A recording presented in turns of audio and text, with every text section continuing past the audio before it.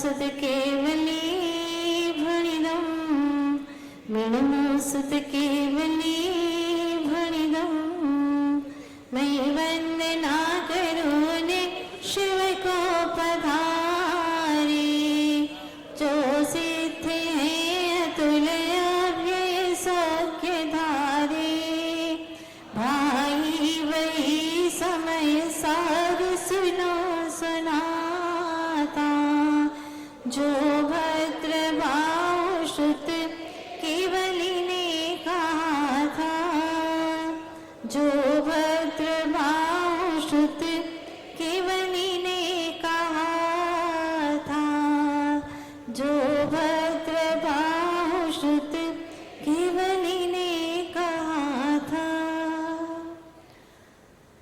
आदि तीर्थंकर श्री आदिनाथ भगवान की, श्री 24 तीर्थंकर भगवान की जय हो, श्री भद्र बहुश्रुत केवली भगवान की जय श्री हो, कुंद कुंद आचार्य देव की जय, संत शिरोमणि अध्यात्म योगी आचार्य गुरुदेव श्री विद्यासागर जी महाराज की जय हो। अहिंसा में विश्व धर्म की वंदनी आरिका रत्न 105 पूर्णमती माता जी की, वंदनी आरिका संघ की। प्रत्येक वस्तु संसार की अपने आप में सुव्यवस्थित है, अपने स्व चतुष्टय में व्यवस्थित है।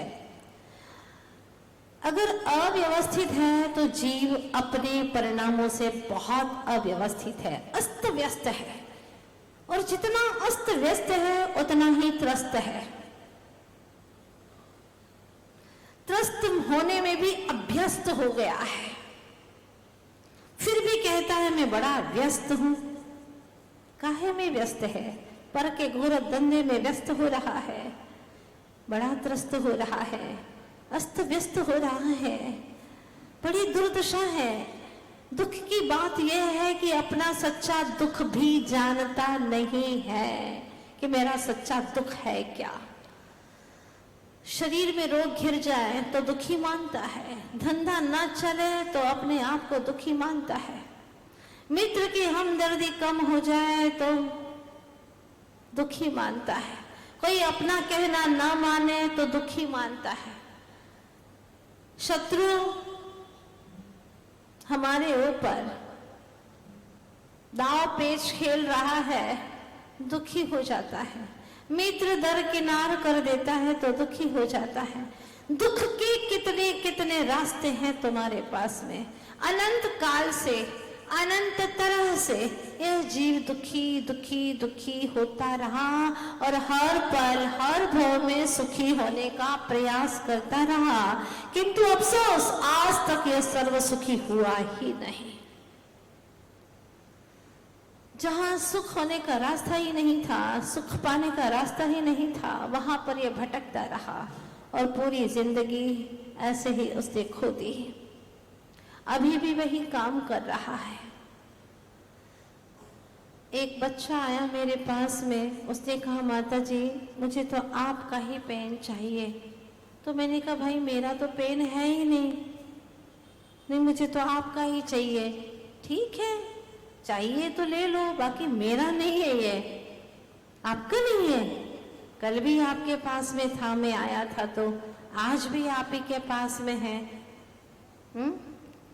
उस बच्चे का सवाल था कि कल भी आपके यहीं पर टेबल पर रखा था और आज भी मैं आया तो आज भी आपकी टेबल पर रखा हुआ आप ही का तो है ना।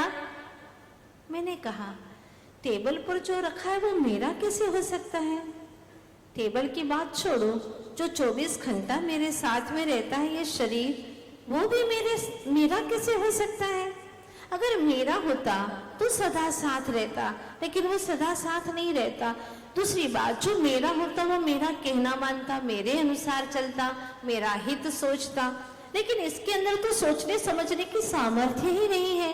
वो सदा मेरा साथ देता नहीं है, मेरा कहना मानता ही नहीं है। कौन व्यक्ति ऐसा है जो ये चाहेगा कि मैं वृद्ध हो जाऊं? है कोई ऐसा सोचने वाला? बाल सारे सफेद झक हो जाएं, शरीर पर झुर्रियां पड़ जाएं, आंखें अब रोशनी कम हो जाए, है कोई ऐसा सोचने वाला? हाथ में लाठी आ जाए, है कोई ऐसा? शायद कोई नहीं।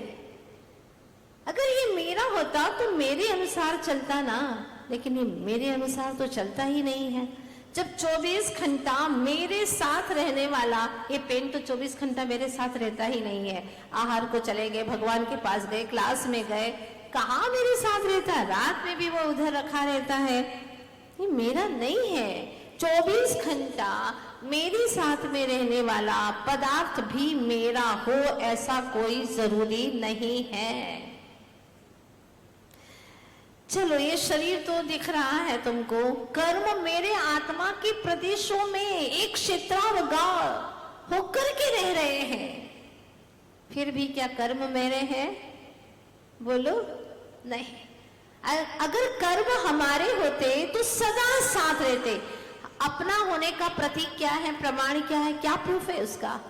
प्रूफ ये है कि जो मेरा है वो सदा साथ रहेगा। तो कर्म सदा साथ रहेंगे तो कभी मोक्ष ही नहीं होगा, सदा जीव संसार ही बना रहेगा। ये शरीर मेरा होता तो शरीर कभी छूटेगा ही नहीं, दूसरा शरीर मिलेगा नहीं, भव का परावर्तन होगा नहीं, अनेकों आपत्तियां आ जाएगी, चतुर्गति में परिभ्रमण होगा नहीं। समझ में आ रहा है ना? मतलब यह है कि जो मेरे अस्तित्व में भरा पड़ा है, एक क्षेत्रावगाह है, संश्लेष संबंध वाला है, वो भी मेरा ही हो ये कोई जरूरी नहीं। तो फिर ये भिन्न पदार्थ स्पष्ट दिखाई दे रहे हैं, वो मेरे कैसे हो सकते हैं? लेकिन बच्चे को समझाना नामुमकिन था। उसने तो जिद ठान ली, मुझे तो आपका ही पेन चाहिए। मैंने कहा ले जाओ, मैं दूंगी नहीं, क्योंकि मेरा होता तो मैं दे देती, मेरा तो है ही नहीं, तो मैं कैसे दूं तुम्हें? तुम्हारा मन है, आ गया, इसके ऊपर ले जाओ उठा करके। बड़ा खुश हो गया, और इतना खुश हो गया, उसकी माँ ने मुझे दूसरे दिन आकर के बताया, माता जी बच्चा इतना खुश, उसने कई लोगों को बताया, देखो मुझे माता जी ने पेन दिया, मुझे माता जी ने पेन दिया। चलो ठीक है। एक दिन ये हुआ कि उसका पेन खो गया। उसने अपने एग्जाम के लिए रखा था कि एग्जाम टाइम पर मैं इसी से लिखूंगा, और पेन खो गया उसका। जब पेन खो गया तो उसकी माँ फिर मेरे पास में, और बच्चा देख रहा था खड़ा होकर के कि आज क्या रखा है टेबल पर। उस दिन तो पेन था ही नहीं, पेंसिल थी। अब वो सोच में पड़ गया, अब क्या करूं? अगर वो ऐसा पेन होता तो मैं फिर से मांग लेता, माता जी तो मना कहती नहीं, वही बात कहती कि मेरा है ही नहीं, मेरा है ही नहीं, जो तुझे करना है सो कर। लेकिन आज तो पेन है ही नहीं। मैंने उस बच्चे से पूछा, ये जो पेन तुमको दिया था, तुमने सब जगह बोला, मैंने तो दिया भी नहीं था, लेकिन फिर भी तुमने लिया। ये जो पेन था, क्या स्पेलिंग है उसकी? PEN, पेन, है ना? तुमको कितना अच्छा लगा था। एक वस्तु की ये दुर्दशा है तो तुम्हारे घरों में कितनी वस्तुएं, जरा सोचना, विचार करना। वो जो PEN था आज तुम्हारे लिए PAIN बन गया। पेन, पेन हो गया, बहुत पेन होता है। हाँ, अगर तुम पर पदार्थ को इकट्ठा करते ही नहीं तो क्या तुम्हें दुख होता इतना? बोलो नहीं। न संयोग होता, न वियोग का, विरह का दुख होता। जितने संयोग जुटा रहे हो उतने ही तुम दुख की तैयारी कर रहे हो, इतना ही बात है। जितने संयोग जुटा रहे हो। पहले कुछ भी नहीं था, टेंशन फ्री थे। बचपन में कितने घंटे सोते थे बताओ? 22 घंटे। जब जन्म लिया था 22-23 घंटे सोते थे। क्यों? एक भजन गाते थे पुराने लोग, मजा कहाँ ना जाए इस कंगाली का, भेष दिगंबर धार तो खुशहाली का, मजा कहाँ ना जाए इस कंगाली का। आगे इस भजन में लिखा है कि जिसकी घरवाली है उसको चिंता है, जिसकी लंगोट है, घर है, दौलत है, उसको चिंता है, पर जिसके पास में लंगोट ही नहीं उसको काहे की चिंता है। ऐसा भजन में बहुत सुंदर पंक्तियां गुथी हुई है कि आप लोग देखना, पुरानी जो पूजा की पुस्तक रहती थी ना, हाँ, उसके अंदर ये पुराना भजन रहा करता था। पास न हो लंगोटी उसे चिंता हो फिर किस किन भय रखवाली का, मजा कहाँ ना जाए इस कंगाली का। बहुत अच्छी पंक्तियां हैं। मतलब ये है कि जिसने दिगंबर वेश को अंतरंग से धारण कर लिया है, उसे ना घर की चिंता, ना परिवार की चिंता, ना कोई कुछ भी चिंता नहीं। यहाँ तक कि तन से भी वह बेखबर हो गए हैं, चेतन में समा गए हैं, उन्हें कोई चिंता नहीं। ये बात तो पक्की है, जितने जितने वस्तुओं का इकट्ठा करोगे वह पेन, एक दिन वो पेन बन गया। पेन, बड़ा दर्द हो रहा है, मेरा पेन चला गया, पता नहीं किसने चुरा लिया। घर पे मेहमान आए थे, उन्होंने तो नहीं उठा लिया, उनके बच्चे आए थे, मैंने बताया था उन्हें, वो उठा के ले गए होंगे। अब देखो, वस्तु तुम्हारे पास में है तो चोरी का भी भाव आएगा, कोई ना कोई चोरी करके तो नहीं ले गया। भाई जैकेट है, उसमें पॉकेट है, पॉकेट के अंदर और चीजें हैं, तो टेंशन है कि नहीं? जिनकी पॉकेट नहीं, पॉकेट में कोई चीज नहीं, क्योंकि जैकेट ही नहीं है, दिगंबरत्व को धारण कर लिया, कोई टेंशन है ही नहीं। तो आपने दुख के, संकट के, परेशानियों के सारे साधन जुटा करके रखे हैं, सारे साधन आपके पास में। अब इसके कारण से आप लोगों को लगता है कि मेरी सुरक्षा बनी रहे, मेरे धन की सुरक्षा बनी रहे, धन दिखाना भी चाहते हैं, पर धन पर किसी की दृष्टि न पड़ जाए।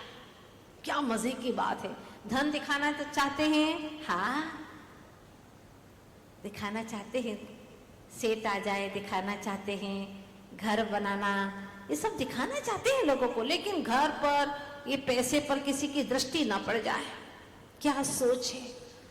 और अज्ञानी जीव सारा समय अपना दिखावे दिखावे में खत्म कर देता है।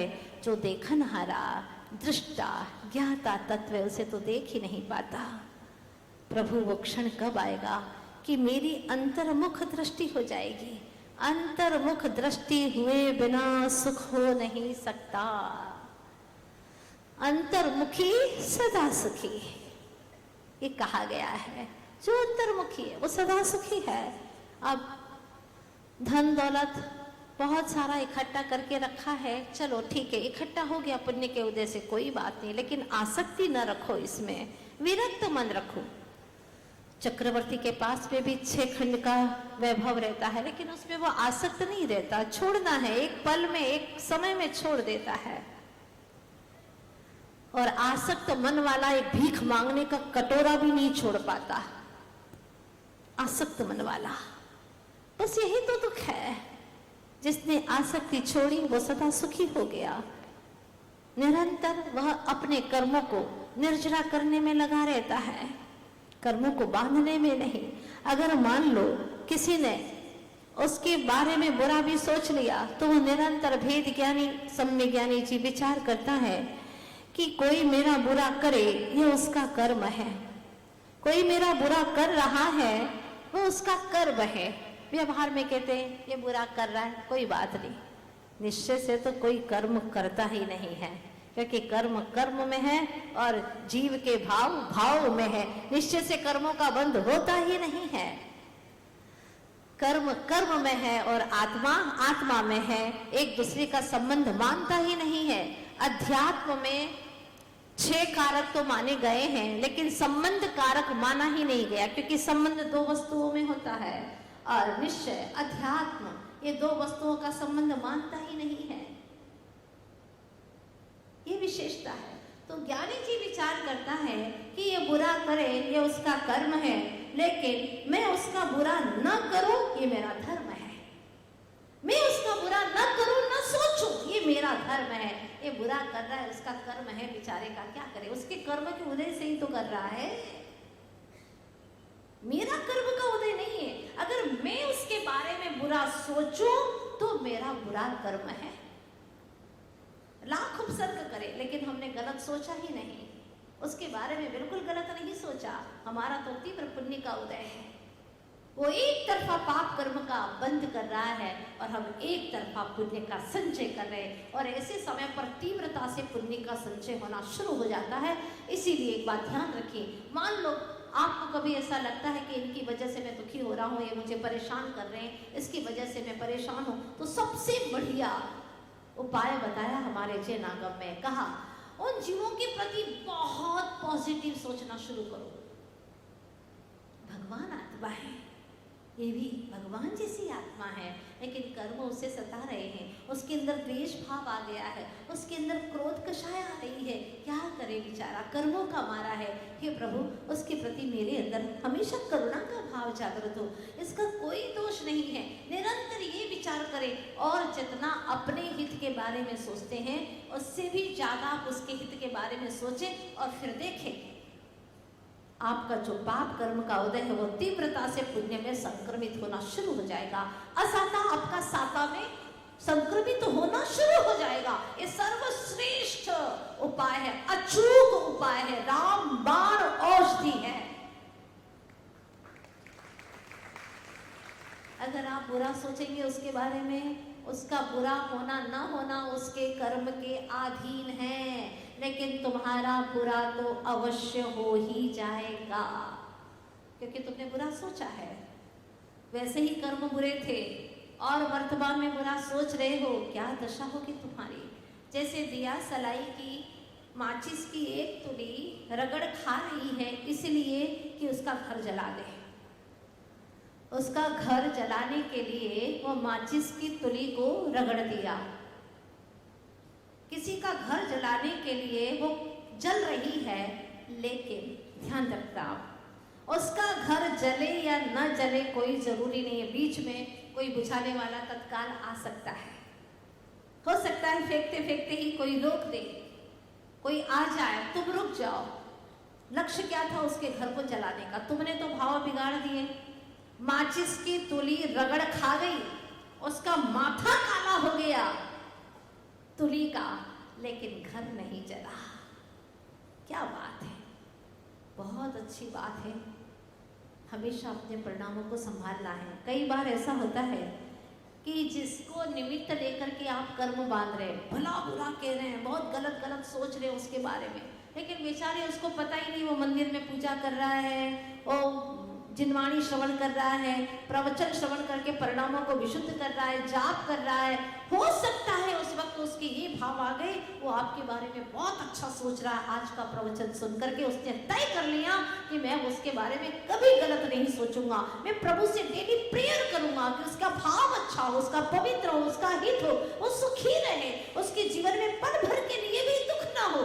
है कोई ऐसा इंसान जो अपने दुश्मनों के बारे में ऐसा सोचे कि उन्हें पल भर के लिए भी दुख ना हो, वे सदा सुखी हो। जो तुम्हारे अपने हैं उनके बारे में तो आप सोच लेते हो कि वे सदा सुखी हो, लेकिन जो तुम्हारे प्रति गलत भाव करते हैं, तुम्हारे प्रति षड्यंत्र करते हैं, यहाँ तक कि जान से मारना चाहते हैं, उसके लिए भी आप प्रभु से प्रार्थना करो तो समझ लेना कि तुम्हारे जीवन में सर्वश्रेष्ठ दिन आ गए हैं, सर्वश्रेष्ठ दिन आ गए।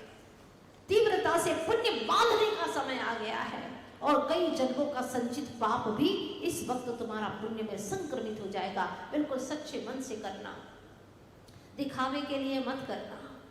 तो ये ध्यान रखना, कई बार ऐसा होता है कि हम जिसके निमित्त से कर्म बांधते हैं, कई बार उसके निमित्त से कर्म बांधते हैं, लेकिन फिर भी उसको पता नहीं रहता वो पुण्य का बंद कर रहा है, और हम उसके निमित्त से पाप का बंद करते रहते हैं। आत्मबोध शतक में लिखा था, हो निमित्त अधीन आत्मा कर्म बांधता रहता है, कभी कभी ऐसा भी होता उसे पता ना चलता है, कभी कभी ऐसा भी होता उसे पता ना चलता है, बंध शुभाशुभ भावों से वो श्वान वृत्ति को तजना है,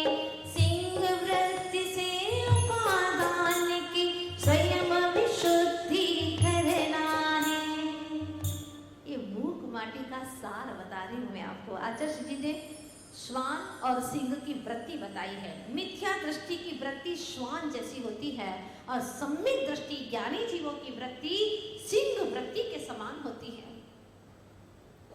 श्वान क्या करता है? अगर कोई लकड़ी लेकर के आता है पीटने के लिए तो वो लकड़ी को ही पकड़ता है। अरे लकड़ी को पकड़ने से क्या होगा? वो लकड़ी अगर श्वान ने पकड़ भी ली तो दूसरी लकड़ी ले लेगा, पत्थर ले लेगा। ये श्वान वृत्ति है, मतलब नो कर्म के ऊपर बरसता है, डायरेक्ट नहीं समझता, वह सीधा नहीं समझता। किंतु जो सिंह होता है वो क्या करता है? वो सीधा उसी व्यक्ति को देखता है, सीधा उसी व्यक्ति को देखता है।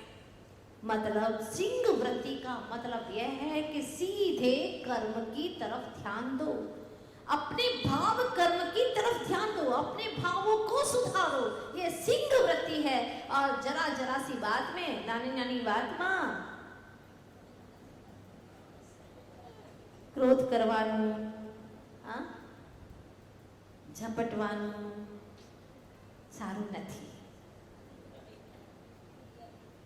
ये कार्य अच्छा नहीं है। छोटी छोटी बात में किसी के वस्तुओं पर झपट्टे मारना, गुस्सा करना, ये अच्छी बात नहीं है। ये श्वान वृत्ति है। सिंह वृत्ति को लाओ सम्यक दृष्टि के समान, तब तो काम होगा, अन्यथा भटकते ही रहेंगे। तो अभी मैंने एक छोटा सा उदाहरण आपके सामने रखा था पेन का, है ना। अब आप देखिएगा, ये पेन भी पेन बन जाता है, पेन का रीजन बन जाता है, दुख का कारण बन जाता है। तो तुम्हारे घर में जितनी वस्तुएं हैं वो सब तुम्हारे लिए सुख का कारण है कि दुख का कारण है। रखिए आपने सुविधाओं के लिए है। सुख और सुविधा में बहुत अंतर है। हर सुविधा तुम्हें सुख दे कोई जरूरी नहीं है। वही सुविधा दुविधा का कारण बन जाता है। बहुत अच्छी बहू आई है, माता जी आशीर्वाद दे दो। कब शादी हुई? बस अभी अभी हुई है शादी, 2 महीने पहले। अच्छी बात है, बहुत अच्छी है। हमने कहा बहुत गऊ बहू है, 4 महीने बाद फिर देखना शेरनी बनेगी। बन जाए ऐसा कोई जरूरी नहीं है, क्योंकि वो दिख रही थी, हम पहचानते थे उसको, इसलिए हमने कहा। अभी तो धीरे धीरे चलना, धीरे धीरे बोलना, क्योंकि माँ सीख देती है ना बेटा, धीरे धीरे करना। जैसे मंडप में चलते हैं ना, ऐसे कुछ दिनों तक चलना, फिर इसके बाद में सिंह जैसे छलांग मारना। कहने का मतलब ये है मेरा, कोई बहू की बात नहीं चल रही है यहाँ पर। बात वास्तविकता की है कि जो जितने भी संयोग आप आज इकट्ठे कर रहे हो, वे सारे के सारे संयोग जब एक दिन वियोग को प्राप्त होते हैं तो ये जीव दुखी हो जाता है। इवन बॉडी, ये शरीर जब अलग होने वाला होता है कितना दुखी होता है। कोई बचा लो हमें, कोई तो हमें जीवन दान दे दो, बचा लो। शरीर छूट रहा है, परिवार छूट रहे हैं, इतना दुखी होता है। पहले से ही जिस ज्ञानी ने ये मान लिया कि शरीर मेरा है ही नहीं, उसको किसी प्रकार का दुख होता ही नहीं, क्योंकि मान लिया कि मेरा है ही नहीं। बस आचार्य कुंद कुंद स्वामी कहते हैं, व्यवहारणयो भासति जीवो देहो यहवदि खलो एको न गुणिच्छयस्य जीवो देहो ये कदावि कट्ठो।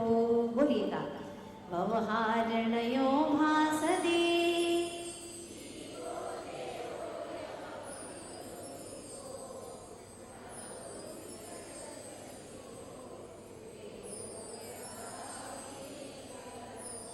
क्या बात कहते हैं, इतनी भीतर की बातें कुंद कुंद स्वामी ने रखी हमारे सामने, ताकि हम अपने सारे वीक पॉइंट को निकाल सके, स्ट्रॉन्ग हो जाए, सही समझ हमारे अंदर आ जाए। कहते हैं व्यवहार में से ऐसा भासित होता है, भासित होता है, ऐसा आभास होता है कि जीव और देह, शरीर और आत्मा, हवदि खलु एको, दोनों एक ही हैं, ऐसा व्यवहार से लगता है। व्यवहार से ऐसा भासित होता है। आप लोग कहते हैं ना, मैं जा रहा हूँ, मैं आ रहा हूँ, मैं चल रहा हूँ। ज्ञानी क्या सोचता है? मैं चला रहा हूँ, मैं चला रहा हूँ। क्या कर रहे हो? खिला रहा हूँ। किसको? बच्चे को? नहीं नहीं, इस तन को। इस देह को खिला रहा हूँ। एक ज्ञानी की भाषा है, खिला रहा हूँ और खा रहा हूँ। देखो आसक्ति में अंतर आ गया, बहुत अंतर आ गया, फर्क पड़ गया इसमें, ऐसा अंतर पड़ जाता है। 4 व्यक्ति भोजन के लिए बैठे हैं, ठीक है, चारों भाई हैं, एक साथ भोजन करने के लिए बैठे हैं, लेकिन एक ने कुछ पूछा ही नहीं। आज चटनी नहीं बनी, कोई बात नहीं, पापड़ नहीं सेके, कोई बात नहीं, चुपचाप आया, खा के चला गया, कोई विकल्प नहीं। दूसरा आता है, पूछता है धीरे से, आज चटनी नहीं पीसी है? हाँ आज थोड़ा सा समय ज़्यादा हो गया था तो नहीं कर पाई, कोई बात नहीं, कोई बात नहीं, मन में तो आया लेकिन क्षमा कर दिया। तीसरा कहता है, क्यों आज चटनी वटनी कुछ नहीं बांटी हैं? क्या किया तुम लोगों ने, करती क्या हो तुम? ठीक है, सहम गई बेचारी, चुप हो गई और भुन भुन भुन भुन करके उसने बड़ी मुश्किल से भोजन किया। हाँ, चौथा आता है और वो देखता है भोजन के अंदर ये है ही नहीं, इतना तेजी से चिल्लाता है। आप लोग चिल्ला सकते, मुझे वो बात भी नहीं कैसे बोलना चाहिए पता नहीं है, लेकिन बहुत जोर से चिल्लाता है। हाँ, कमाते किसके लिए हैं? तुम लोगों को क्यों लेकर के आए हैं? इसलिए लेकर के आए कि तुम ढंग से खाना भी नहीं बना सकती हमारे लिए। क्या समझ रखा है तुमने, नौकर चाकर समझ करके रखा है? हाँ, नहीं खाना है मुझे। उठाई तश्तरी और ओढ़न तश्तरी, फेंक दी उसने। कितना गुस्सा। चारों के लिए वही भोजन है, चारों एक माँ के बेटे हैं, खून का अंश सबके अंदर वही माता पिता का है, लेकिन चारों के कषायों में कितना अंतर है। एक अनंतानुबंधी कषाय जैसा है, एक अप्रत्याख्यान, एक प्रत्याख्यान और एक बेचारा संज्वलन जैसा। शांति किसको मिली? संज्वलन जैसा। वो जो मिला खा करके गया, रस बना करके गया। और चौथे वाले ने क्या किया? खुद का तो रस बनाया नहीं और सामने वाले का भी। क्या दुर्दशा हो गई। बस इतनी सी बात है कि हम क्या करते हैं अपने जीवन में, कैसे कर्मों का बंधन करते हैं। क्योंकि जिसने स्वयं अपनी चेतन आत्मा को नहीं समझा, अपने प्रभु आत्मा को नहीं समझा, वो ऐसे ही कृत्य करता है। इसलिए आचार्य भगवान कहते हैं कि दूसरों के पीछे अपने कर्म मत बांधो, ध्यान रखो। अपना यहाँ न कोई अपने को जान ले, पर्याय नाशवान है निज को पहचान ले, जाना स्वयं ने निज को ही भगवान हो गए।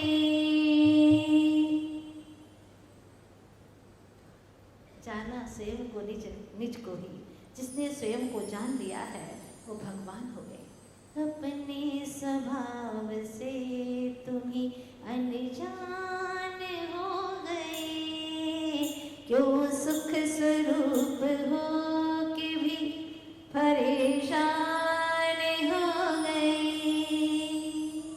कहाँ सुख स्वरूप ही है और परेशान हो रहे।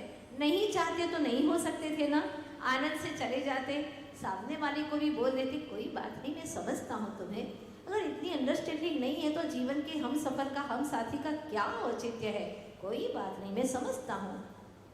कितनी शांति का वातावरण छा जाता। लेकिन इसके स्थान पर क्रोध, कषाय, विषय, विकार, मैं कुछ हूँ, आई एम सम एवरीथिंग, तुम कुछ भी नहीं हो, नथिंग। क्या है ये? इस तरह के शब्द, इस तरह की सोच जब हमारे भीतर में आती है तो समय सार तो हमसे कोसों दूर हो जाता है।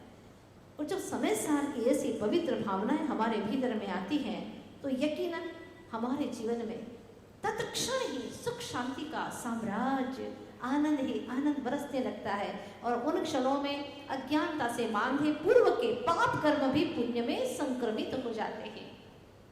बस करना इतना ही है कि हमें अपने मालिक को संभालना है। 24 घंटा क्या करना है?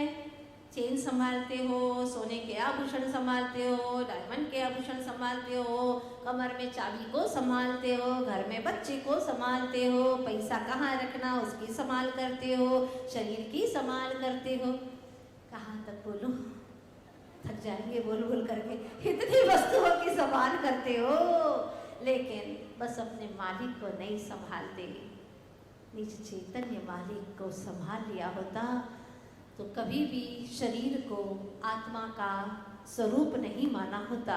जीवो यदा देहो जीवो ये हवरि खलु, कोई व्यवहार में ऐसे भाषित होता है, ये सच नहीं है, सच कुछ और है। न तो निश्चयस्य जीवो देहो य कदावि एकट्ठो ना। निश्चय से वास्तव में सच बात तो यह है कि कभी भी जीव शरीर से इकट्ठा नहीं हो सकता। प्राकृत भाषा है, आप लोग इकट्ठा बोलते हो ना, ये भी प्राकृत भाषा हो गई ना, समझ में आया? आप प्राकृत बोलते हो, इकट्ठो इकट्ठा कर लो, ये प्राकृत भाषा है। दोनों मिलकर के इकट्ठे हो गए, मान लो आप, लेकिन इकट्ठे हो नहीं सकते। अनादि काल से अनंत काल बीत गया, अनंत काल बीत गया, कभी भी जीव और शरीर इकट्ठे नहीं हुए, हो भी नहीं सकते। ये अंगूठी काहे की है? एक बच्चा आया, उसने कहा देखो देखो देखो, बच्चा क्या दिखाएगा, वही दिखाएगा ना, क्या दिखाएगा? देखो हमने अंगूठी पहनी, सोने की अंगूठी है, सोने की। एक बच्चा आया था, उसकी बर्थडे थी, तो वो पहन करके आया था, मुझे दिखाने लगा। मेरे मन में विचार आया, तो बेचारा बच्चा है, हाँ, ये तो वही दिखाएगा जो उसको पसंद आता है। लेकिन बड़े बड़े लोग तो उससे भी खतरनाक चीजें दिखा रहे हैं। ये तो बच्चा है बेचारा, क्या नाराज हो, क्या इसको समझाऊं? लेकिन बड़े बड़े लोग कार दिखाते हैं, अपनी गाड़ी दिखा रहे हैं, बंगला दिखाते हैं, धन दौलत दिखाते हैं, अपना शरीर दिखाते हैं। बच्चे को शरीर दिखाने का भाव नहीं आता, कैसा भी है, गंदा हो रहा है तो गंदा ऐसा ही निकल जाएगा। लेकिन जितना जितना बड़ा होता है उतनी उतनी बड़ी बड़ी चीजें दिखाने का भाव आता है। उसकी माँ बैठी थी, उससे मैंने वार्तालाप किया कि बच्चा कह रहा है अंगूठी सोने की है, सोने की है क्या? मैंने पूछा, क्योंकि इसमें समय सार का सार था, इसलिए मैंने पूछा कि अंगूठी सोने की? हाँ। वो माँ उसकी रोज समय सार की क्लास में आती है, और मैंने उससे पूछ लिया, बैठी भी होगी यहाँ पर, हाँ, और मैंने उससे पूछ लिया कि अंगूठी सोने की है क्या सच में? बोले हाँ माता जी सोने की है। मैंने कहा तुम समय सार में आती हो ना? हाँ आती हो ना, रोज आती हो, अच्छा लगता है सुनना। मैंने कहा फिर आप क्या बोल रही हो, ये अंगूठी किसकी है? बोलो ना। माता जी बच्चे ने कहा सोने की है, लेकिन ये अंगूठी तो मेरी है। बच्चे ने कहा सोने की है, पर अंगूठी तो मेरी है। मैंने अपनी अंगूठी पर धागे बांध दिए और बच्चे को पहना दी। बच्चा खुश हो गया, आज बर्थडे थी उसकी, तो क्या करूं, बच्चे को चाहिए कुछ ना कुछ, तो मैंने सोने की अंगूठी दे दी। बच्चा कह रहा है सोने की अंगूठी है, माँ कह रही है मेरी अंगूठी है। अब फैसला हमें कल करना है इसका। ये असलियत है क्या? बच्चा सही है कि माँ सही है? कल आइएगा आप लोग समय पर, फिर हम फैसला करते हैं कि माँ सही है कि बेटा सही है, आखिर क्या सही है? समय सार पढ़ने वाली माँ सही है, या जिसने समय सार नहीं पढ़ा फिर भी वह भी निर्मोही है, वो बच्चा सही है? कल हमें निर्णय करना है। आइएगा। आचार्य गुरुवर श्री विद्यासागर जी महाराज की। ओ चैतन्य चिदानंद धाम